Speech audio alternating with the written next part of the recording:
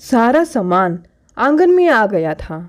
पापा के इशारा करने पर आकाश भागता हुआ गया और गली के नुक्कड़ पर पास के एक एसटीडी बूथ से ट्रेन के बारे में पूछताछ कर आया। ट्रेन 1.5 घंटा लेट थी, यानी अब 4 बजे पहुंचेगी।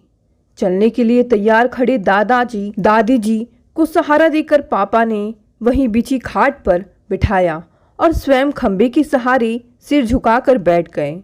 आकाश दूसरे कोने में गुफ्तगू कर रहे भाई बहन अनुराधा साहिल के पास आया। आकाश के बैठते ही अनुराधा ने कुड़कर कहा, ट्रेन को भी आज ही लेट होना था। छोड़ रही, अब तो जा ही रहे हैं, 1.5-2 घंटा और सही। अच्छा है बाबा, पिंड छूटा, अब 4-6 महीने बाद आएंगे।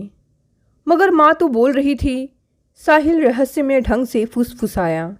दादाजी दादी जी अब वही रहेंगे, चाची जी के पास।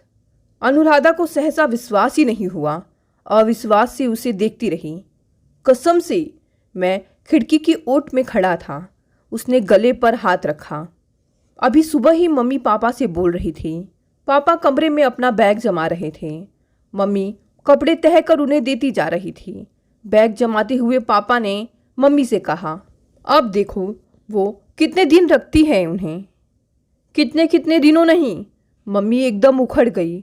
उनसे स्पष्ट कह देना, आखिर वे भी उनके बेटे बहू हैं, उन्हें भी तो सेवा करनी चाहिए इनकी। मेरी बात सुनो अंजू, मैं कुछ नहीं सुनना चाहती। कब तक हम ही सारा खर्च वहन करते रहेंगे? क्या उनकी कोई जिम्मेदारी नहीं है? भगवान का दिया सब कुछ तो है उनके पास, फिर संभालते क्यों नहीं अपने माता पिता को?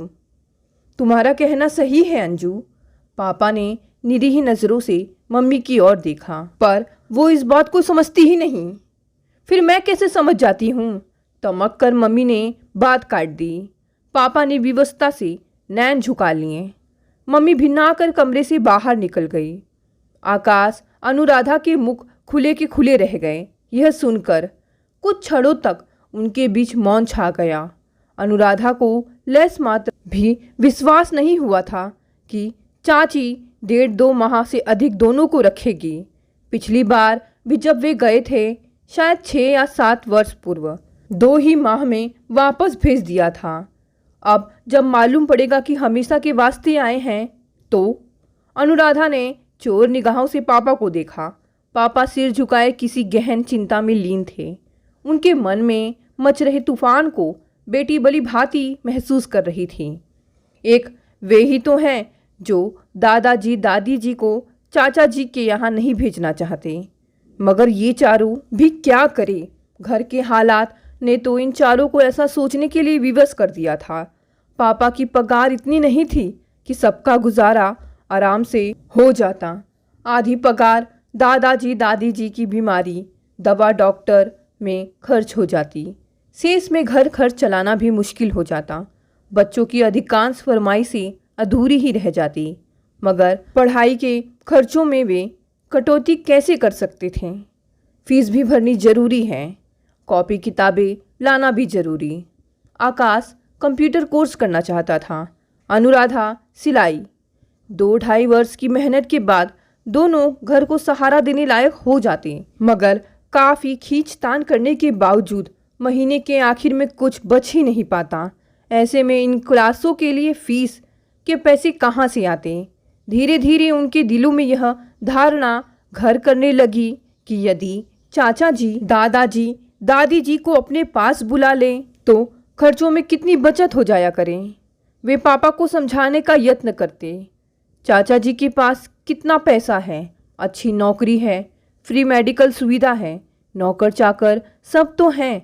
दादाजी दादी जी वहाँ आराम से रह लेंगे।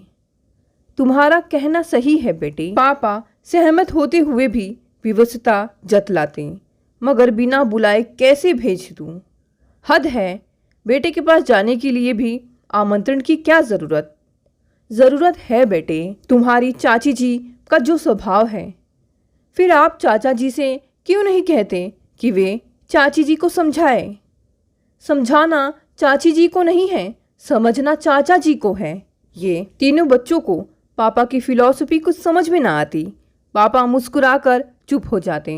उनका दृढ़ विश्वास था, माता पिता की सेवा स्वयं की इच्छा शक्ति से होती है।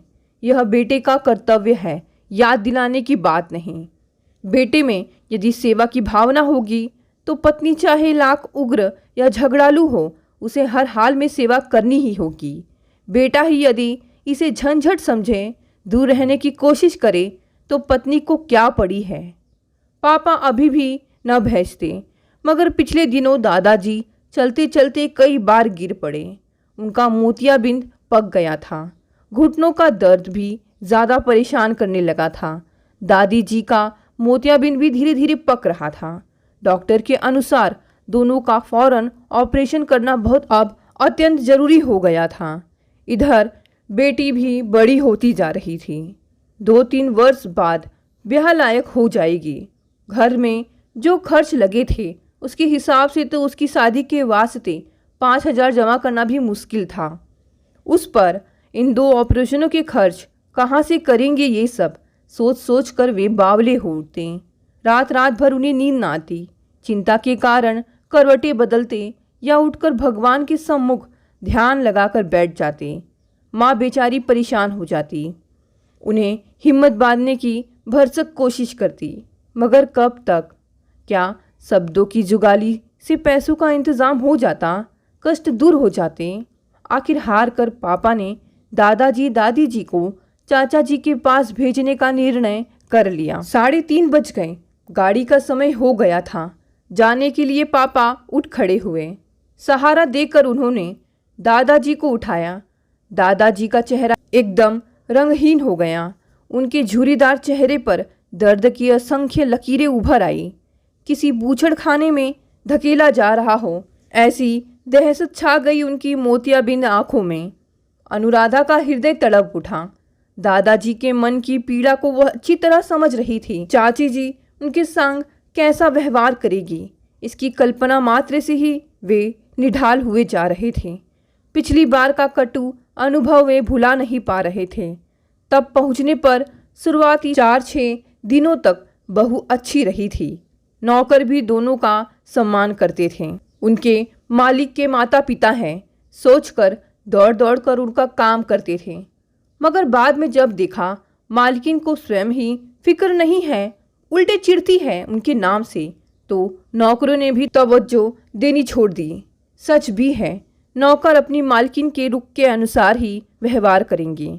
वे क्यों अपनी नौकरी खतरे में डालते। दादाजी आवाज़ लगाते रहते, पर वे अनसुना कर के खिसक जाते। एक गिलास पानी के लिए भी दादाजी को उनकी गुहार करनी पड़ती। दादी जी भारी हृदय से ये सब देखती रहती। घर में सभी तरह के फल आते थे, फ्रिज भरा रहता।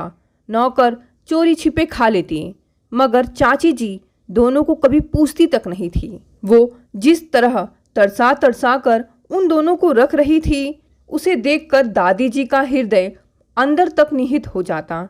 जिस पुत्र को अनेकानेक तकलीफ़ें सहन कर पाला, जिसकी उच्च शिक्षा के लिए अपने गहने तक बेच दिए, योग्य होने पर उसी की पत्नी इस तरह का ओछा व्यवहार कर रही है।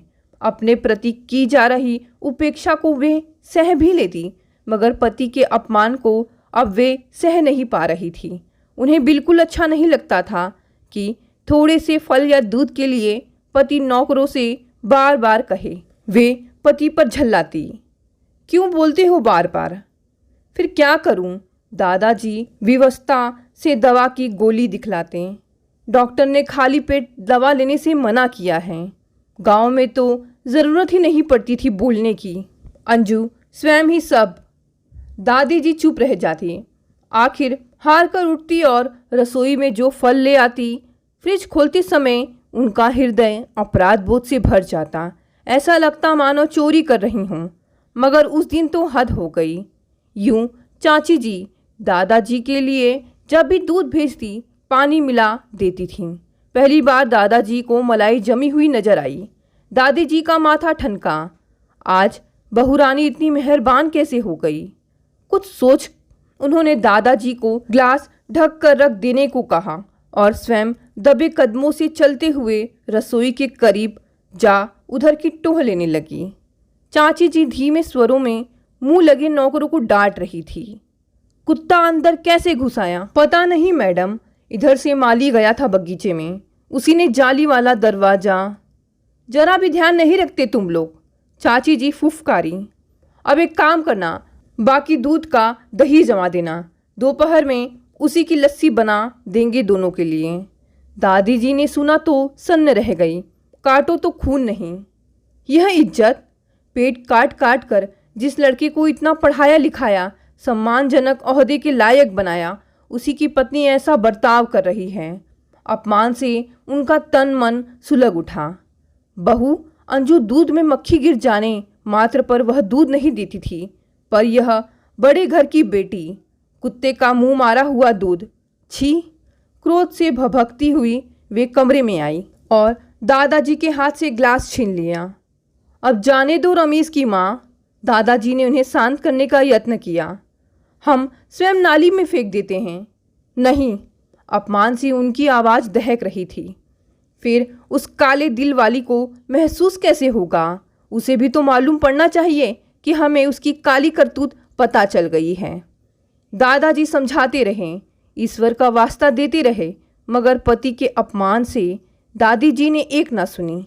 ग्लास लेकर धम धम करती हुई रसोई में गई।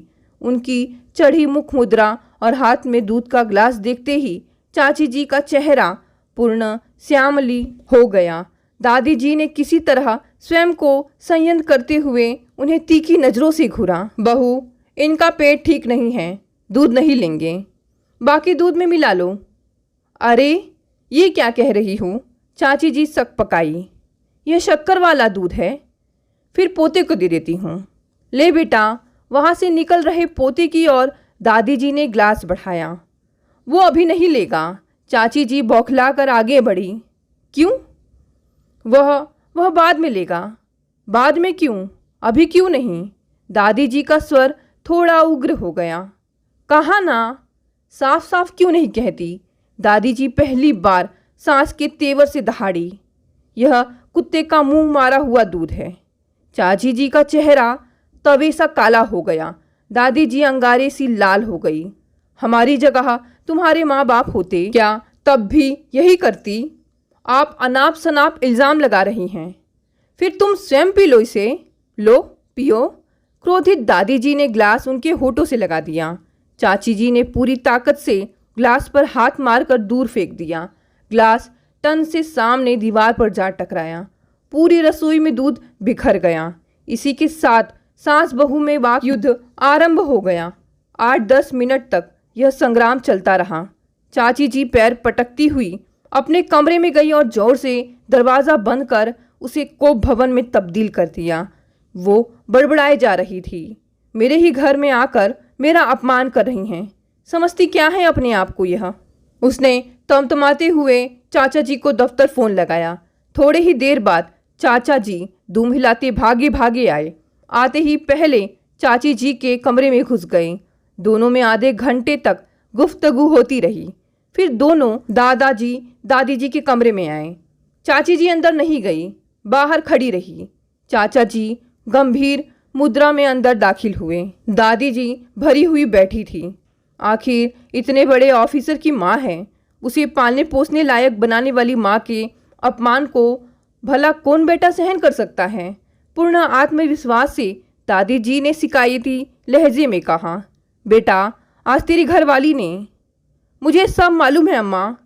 अब तू ही बोल बेटा। अम्मा। चाचा जी का आदर युक्त झल्लाया स्वर गूंजा। अच्छा लगता है ये सब, इस तरह लड़ते हुए? आसपास दूसरे ऑफिसरों के बंगले हैं, क्या सोचेंगे वे? कितनी जग हंसाई होगी मेरी। फैक्ट्री के डायरेक्टरों को जब मालूम पड़ेगा कि मेरी पोजीशन। दादी जी फटी विस्फारित नज़रों से बेटे को देखती रह गई। क्षण मात्र में वे समझ गई कि बेटे को कितना कुछ मालूम है, अपनी माँ को कितना पहचानता है कि आज उन्हें इज्जत अदब कायदे ऊंच नीच समझा रहा था।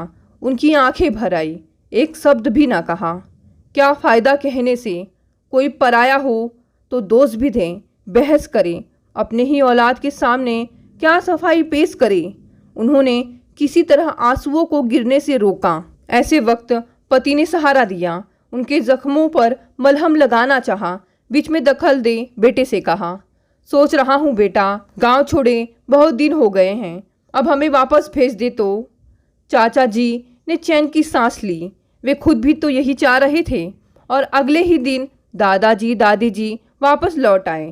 पहली और आखिरी मर्तबा गए थे चाचा जी के यहाँ। ऐसा घाव लेकर लौटे थे कि दोबारा कभी इच्छा भी नहीं हुई वहाँ जाने की, मगर अब उन्हें वहाँ जाना पड़ रहा था, उसी अपमान भरे घुटन युक्त माहौल में, हमेशा हमेशा के लिए। कैसे रहेंगे वहाँ? जब तक पापा रहेंगे 1 या 2 दिन मानसिक सहारा रहेगा। उसके बाद पापा के लौटने के बाद अनुराधा के आंसू ढुलक पड़े। कैसे सहन करेंगे दोनों चाची जी के उपेक्षापूर्ण बर्ताव को? छोटे से बच्चे हो तो घर से कहीं भाग भी जाए। इस उम्र में जब 2 कदमों का नहीं सूझ पाता, बिन सहारे उठ नहीं जाता, कैसे काटेंगे जिंदगी?